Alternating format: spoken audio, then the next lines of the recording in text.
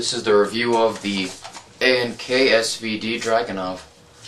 SVD stands for Snajperska Wintowka Dragunova, which just means sniper rifle made by Dragunov. So first of all, the gun is fully metal, aside from the polymer handguards, which are really thick and nice. The one problem I find is just the handguard the handguard wobbles a little bit, but oh well. And when the gun came, the barrel wobbled, so all you have to do is take the handguard off.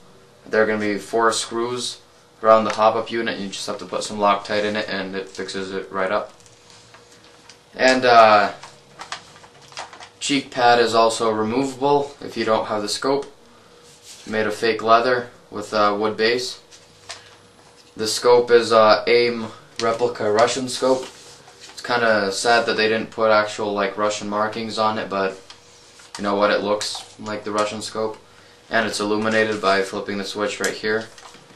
I don't know how much you could see, but yeah. Every now and then the wiring kind of goes wrong, and you have to just kind of push on the wires to make it illuminate, but that way it's pretty nice. It's got the adjustable rear sight if you don't have the scope, and the front sight, which is a closed front sight like the real one. And the gas block is also realistic, has all the correct looks of it, and it's not anything like the JG one, which is just a piece of shit, and I had one. But so yeah, right here there's a compartment if you want to hold anything. I don't hold anything in it personally, but yeah. Stock comes about 500 FPS, but I want to use it at my field, so I had to downgrade it. But the spring I got still is too hot, so yeah, I have to get another one. Magazine's 40 round mid cap. Put it in, you have to be careful not to nick the loading nozzle.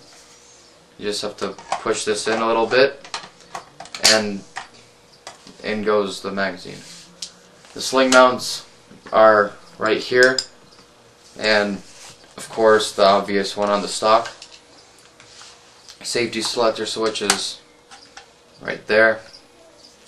And to take the scope off, it's really easy, especially after a while.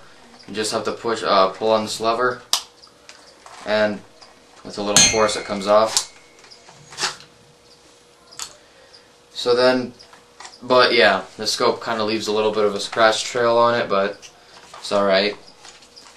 To take the receiver cap off, you just flip the switch, and the receiver cap goes off. And what a lot of videos don't show is the sound that the whole mechanism makes, and I'll demonstrate that.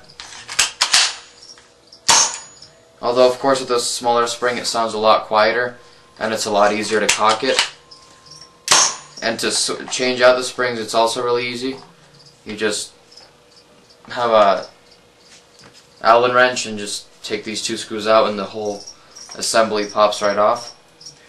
Although everything was amazing and up to par and everything, except for the fact that the barrel was wobbly, but I fixed that.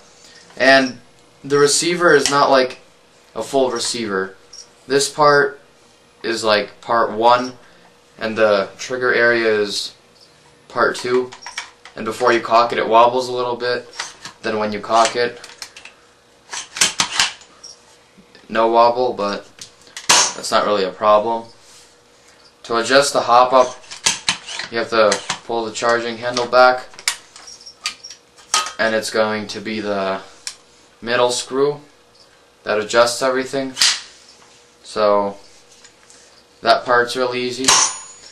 The cheek rest is removable, but it's kind of a bitch to put back on, so I'm not going to do that. And I'll show how to take the whole assembly off and do a spring swap or anything like that. So I have to take the right Allen wrench, which you have to find right here. I got this off of combat sport supply with the scope for $220, which is actually kind of cheaper than in most places. If I were to get it off an Asian site, the shipping would have ended up costing a lot more. And if I were to have gotten it at some American shop like separately, it would have been also a lot more. It would have been close to $300. While I still find the right hex wrench, the gun itself, right now, chrono's at about 360 FPS consistently, so there's no gap between that. It's about 360, 359. And so yeah, found the hex wrench. So all you do is put it in these two holes and just unscrew both the screws. The gun itself is really light. It is lighter than my AK and obviously RPK and M4 and all that. It's probably about maybe 4-ish pounds with the scope like 4.5.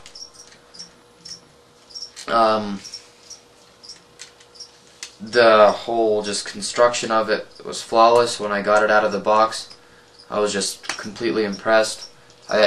Thinking it's an A&K plus it's a Springer, I was going to expect some sort of crappy quality, but I was blown away by it. So yeah, I'm almost done unscrewing the screws. Take the handguard off. All you have to do is pop a switch and unscrew a small micro screw, which is also a hex. And then this piece right here pops off, and then the handguard splits in two. But the more you do that, it kind of makes it more wobbly. So yeah, I got the screws out. All you have to do is push this forward and up, and here's the whole assembly right here. Then you can just take out the piston with the cylinder head and all that. And then here's the bolt. Not really sure how to take this part off, but yeah. Then from here you can see the whole trigger assembly that moves around and everything. It seems all nice. So this gun's really easy to take care of and have maintenance on, lube it, everything. And then I guess the official spring swap. I'll put in the stock spring into it. 1 second again. This is the spring, yeah. Right here. Slide this spring off. By the way, this is a classic Army spring. And this gun does take regular AEG springs, which is also a nice little feature. You don't have to buy any specialized springs for it or anything. You've got pretty much infinite amount of possibilities for it. So then to put it back in, you just slide the whole assembly in, and then just screw everything back in. Oh, and forgot to put the piston back in. Some hair inside that. So yeah, slide that in. This is probably easier to do than all the, what the hell are they? AEGs, which is also a nice thing. But yeah, time to screw all this crap back in. And this is the second plus version of this gun. All the other versions, well, the first version came with a high cap magazine, which the people didn't like, and just they reinforced their polymer and added different kinds of metal and made this piece removable and added the screws and just some other details, which is also a very nice plus. I'm glad with this gun. I haven't had any problems with it yet, but I haven't fielded it yet also, so yeah. Almost done screwing this in. Okay, and then to put the receiver cap back on, do reverse order from what it was in the beginning. And just put this right here, lay it down, and clip it on. Then to pull this back, it's like this. Oh crap. A lot louder, as you can tell, and harder to pull back. That one, this spring you can pull back in any direction, shape, whatever. Here it's more comfortable and easier to pull back from the shoulder. And what I noticed with the A&K Dragunov is that when you cock it back, it doesn't actually go all the way back like in a AK or something of that sort. But that way, yeah, highly recommend this gun. Buy it if you can. If not, ask a friend to borrow it. Yeah, thank you for watching.